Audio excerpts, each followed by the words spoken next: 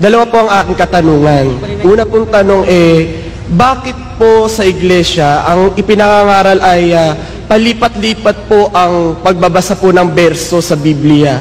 At pangalawa po ay bakit po hindi po tuloy-tuloy ang pagbabasa tulad po ng ipinangangaral po ng iba pong mga mangangaral?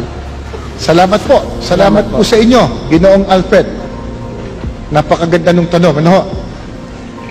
Dapat maganda rin ang sagot. Wala nang gaganda pa sa sagot ng Biblia. Ang tanong niya, dalawa po. Bakit daw po sa pagbasa naming mga minis ng Biblia, palipat-lipat daw ng verses, ng verso, talata, kalawa, ba't hindi daw po tuloy-tuloy? Ngayon, unahin po muna natin yung pagtuturo o pag-angaral ng salita ng Diyos. Kasi po, inaakala ng iba, ang Biblia, banal na kasulatan, parang karaniwang aklat lang na nabibili kung saan, pagkatapos po pwede mong basahin, dire-diretso sa sarili mo, maunawaan mo. Ano po ba ang katangian at kaibahan ng Biblia, mga salita ng Diyos na nakasulat sa Biblia? Mabuti liwanagin po muna natin yan. Sa Roma 16:25 po, ito po ang turo ng mga apostol. Pakinggan po ninyo, babasahin ko po. Ito po. At ngayon sa Kanya, na makapangyarihan, na sa inyo'y makapagpapatibay ayon sa aking ebanghelyo at sa pangangaral ni Hesukristo ayon sa pahayag ng hiwaga na natago sa katahimikan ng panahong walang hanggan. Ang salita ng Diyos, yun din po ang ebanghelyo ng ating Panginoong Jesucristo. Ang sabi po, nakatago, itinago na sa hiwaga pa.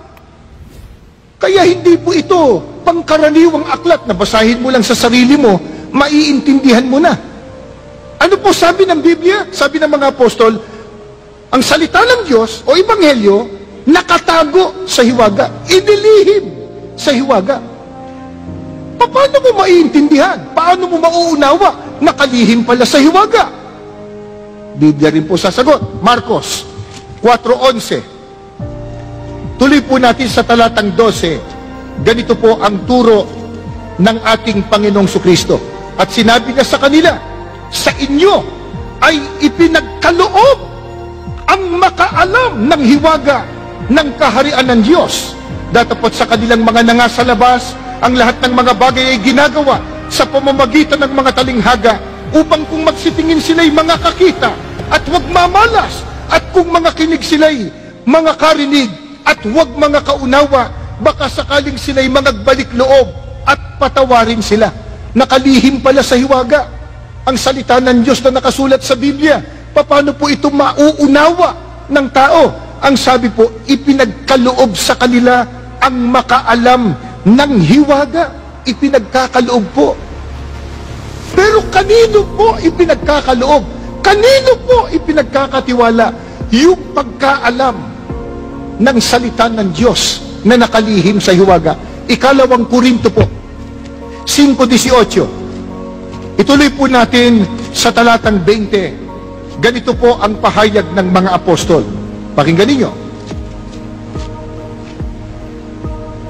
Datapot ang lahat ng mga bagay ay pawang sa Diyos, na pinakipagkasundo tayo sa Kanya rin sa pamamagitan ni Kristo, at ibinigay sa amin ang ministeryo sa pagkakasundo, sa makatwid bagay na ang Diyos kay Kristo ay pinakipagkasundo ang sanlibutan sa Kanya rin, na hindi ibinibilang sa kanila ang kanilang mga kasalanan, at ipinagkatiwala sa amin ang salita ng pagkakasundo. Kami nga'y mga sugo sa pangalan ni Kristo, na waring namamanhikan Diyos sa pamamagitan namin.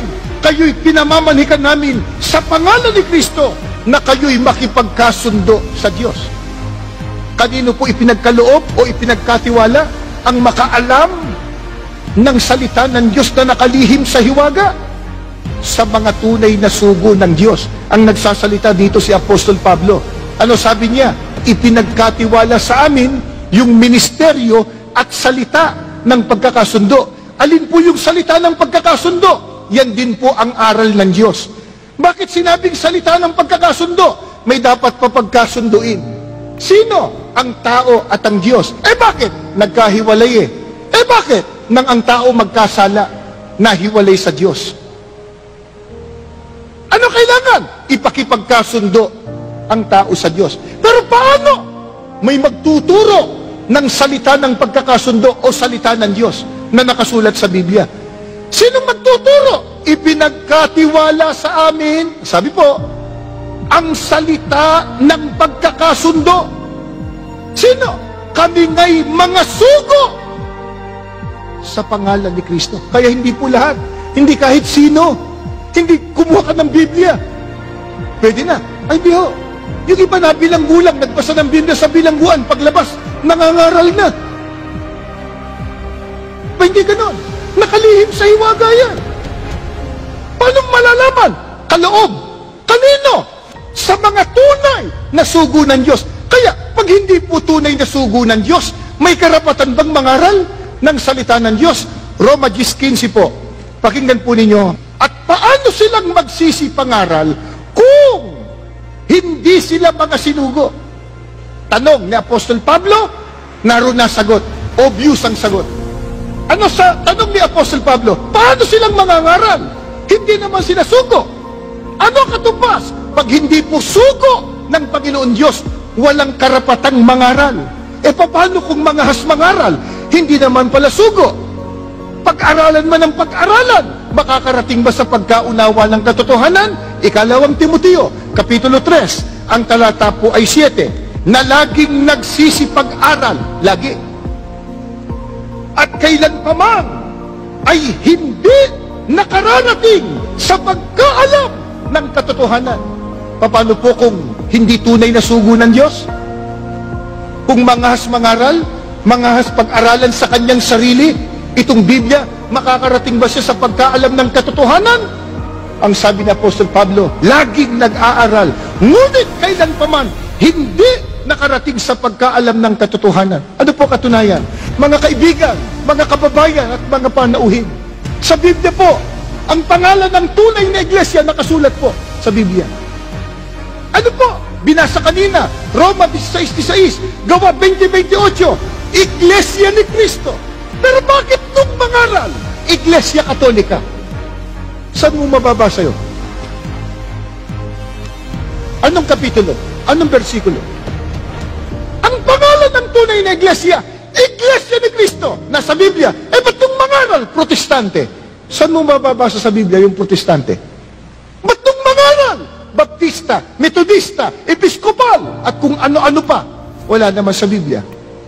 Pero Biblia hawak.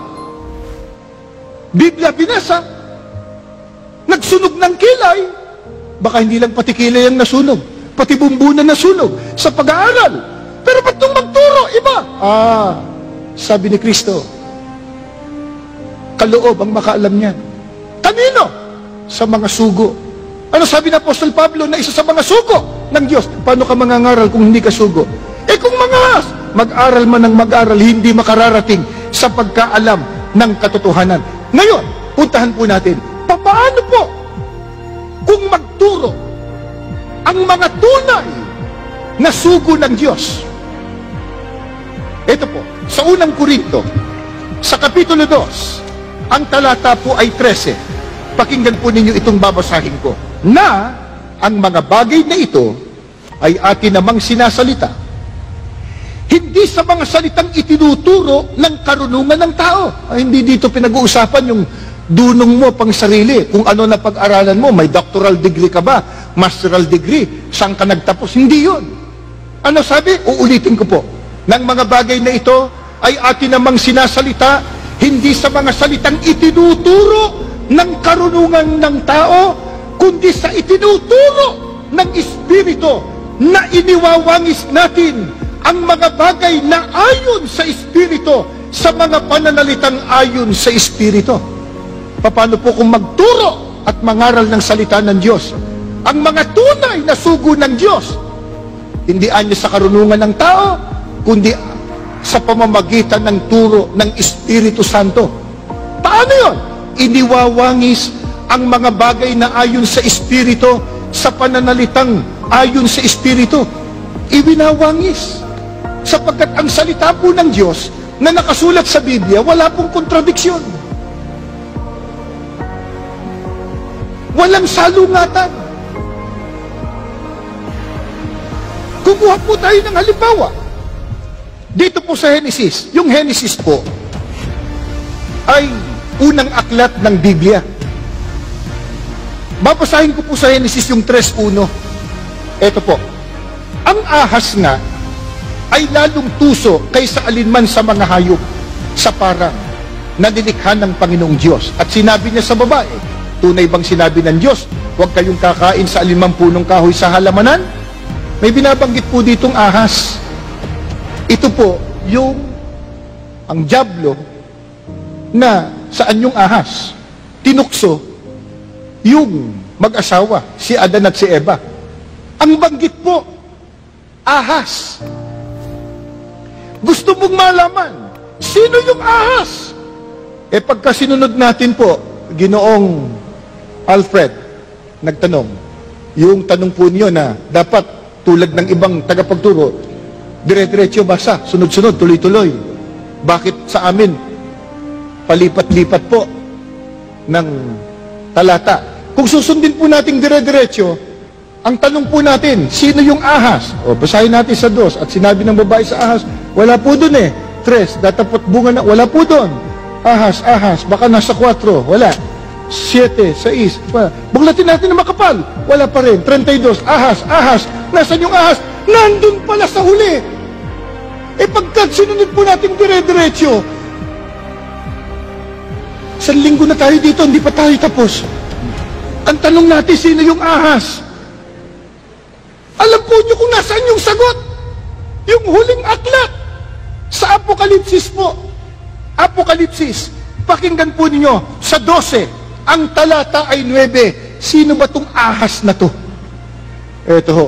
At inihagis ang malaking dragon, ang matandang ahas, ang tinatawag na Diablo at Satanas, ang dumadaya sa buong sanglibutan. Nandun po sa huli. Bakit? Tandaan natin, iniwawangis ang mga pananalitang ayon sa Espiritu, batay din sa mga salitang ayon sa Espiritu.